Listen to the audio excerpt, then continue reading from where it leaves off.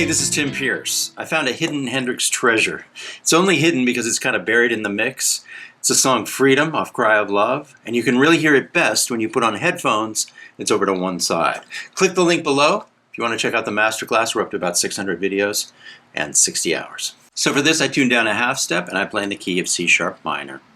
And the first thing I do, it's a piece of a C sharp minor chord. I visualize that chord. I'm just taking a little piece of it.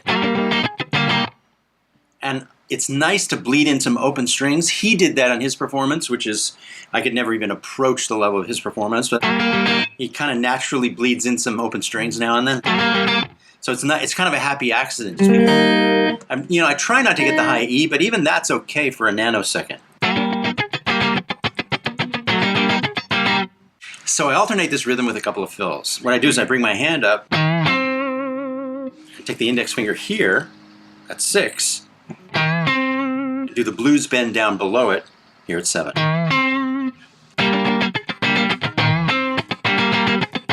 And then I move up here basically to state this F sharp chord, but a piece of it in the classic kind of R&B double stop, you know.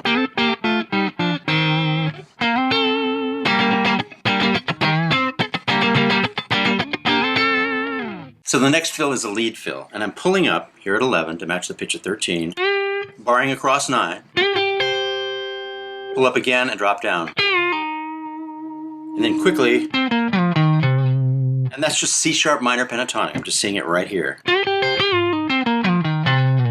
Slow.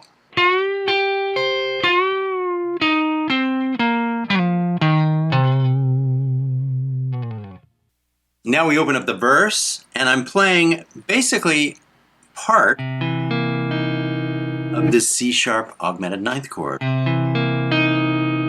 But I take out this note and I just bar across to mute the 4th string. I'm only getting 3 notes. Fret 4, 4, and 5.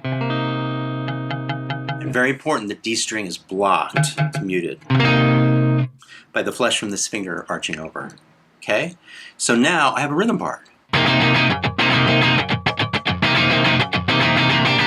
And I drop down at the last corner of this. All I have to do is smash my 3rd finger down here on 4 across these top 3 strings, and I get the top piece of C sharp 9. So the whole thing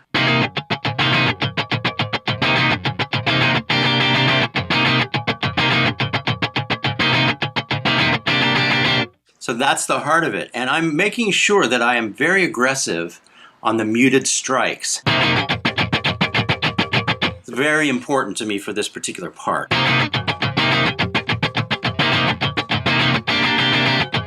And also very important that the pocket of this is really kind of smooth, a little bit of swing to it, but very solid.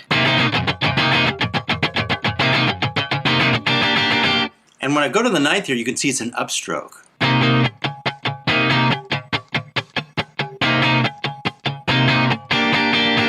And that's how that works.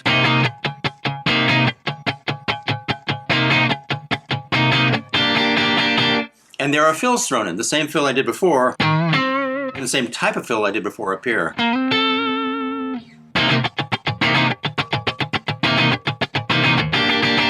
You do it slow once.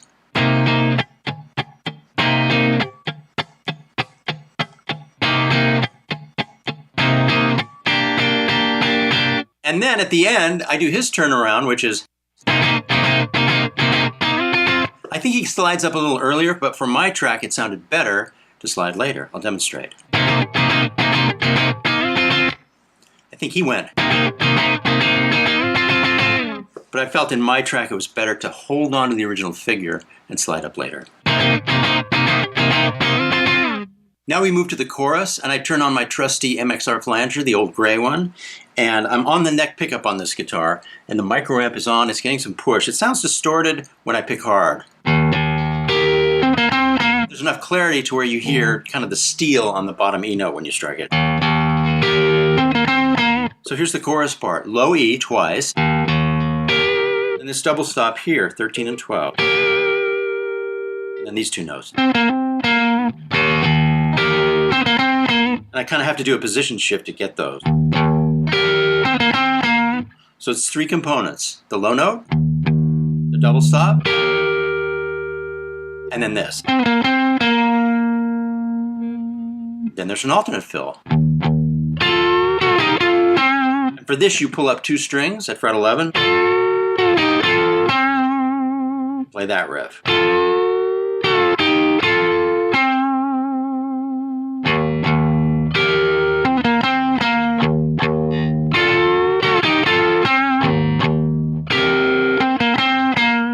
And then I play one of my lead fills, kind of in the style of Hendrix, and I continue the rhythm.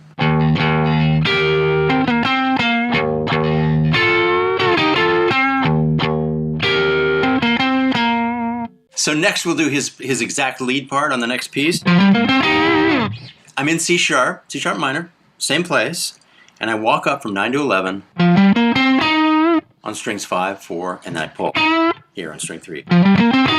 Okay? And then I do the same thing again. Then I pull up here on the G string from 11 to match the pitch at 13. Bar across. Pull up at 12 to match the pitch at 14. And I use all three fingers to pull for strength. So let's do these two.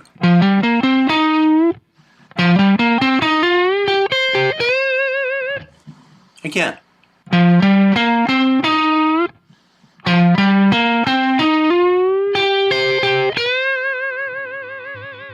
So the next phrase is very similar, but it starts two notes lower. Starting here on the low E string at fret 9 up to 12. And then I keep walking up in the same manner. So here, two extra notes. And then after that, essentially the same riff. And then I do this again. Tie it off with this. And then pull up here. It's basically 12 to 14, 6 times.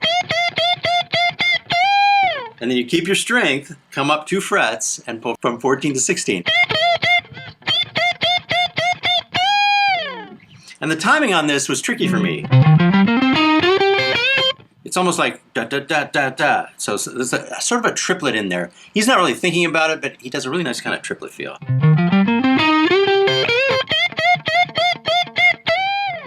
A little slower.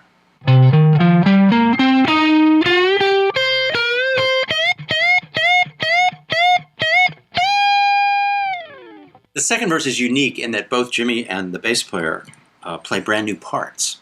Jimmy's part is based on C7 to C7 sus, or here, but he just plays a little piece of it to my ear. So I'm doing 2 notes. And it's kind of a soft, steady strum. Index finger is here at 9.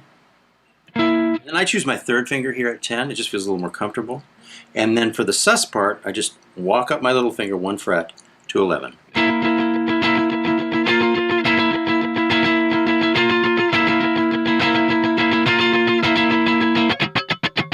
Lastly, let's look at the intro. It's a C sharp bar chord. And it's a big strike and then a release. There's a little space afterwards. And then he walks up in a C sharp minor scale. Open, 2, 4, 2. And the funny thing is he pulls these strings pretty hard. It's really cool. Especially this one.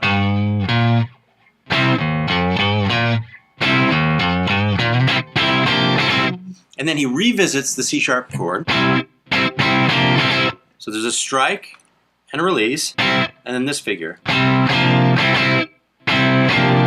So you just have to bar across fret 4 here to retain the tone with your next finger. I'll do it kind of slow.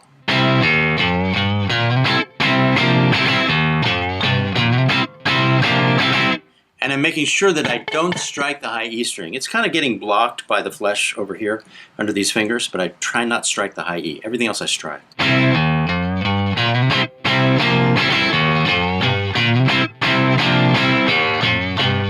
And what's helping not to strike the low note is the index finger flesh is just kind of sitting next to the low E note, keeping it from ringing in case I strike it.